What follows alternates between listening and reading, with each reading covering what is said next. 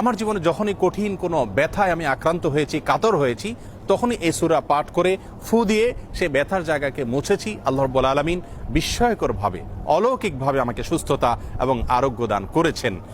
আমি ব্যক্তিগতভাবে আমার কথা বলতে পারি যে আমার বাসায়, পরিবারে আমার বাচ্চাদের যখন কোনো অসুখ বিসুখ হয়েছে, কখনো কোনো সমস্যা দেখা দিয়েছে, তৎক্ষণাৎ আমি সূরা ফাতিহা পাঠ করে তাদেরকে ফু দিয়েছি, তাদের শরীরে মুছেছি এবং সঙ্গে সঙ্গে আল্লাহ রাব্বুল আলামিন বিস্ময়করভাবে আমাকে উপকারিতা দিয়েছেন।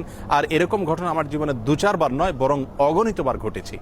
এজন্য সূরা ফাতিহা এটিকে যদি কেউ যথাযথভাবে আমল করতে পারেন, সে আস্থা এবং বিশ্বাস আল্লাহ তাআলার প্রতি থাকে, তাহলে সেক্ষেত্রে অবশ্যই এর মাধ্যমে যে কোনো দুরারোগ্য ব্যাধি থেকে পর্যন্ত আমরা আরোগ্য লাভের মাধ্যম হিসাবে এটিকে ব্যবহার করতে পারি।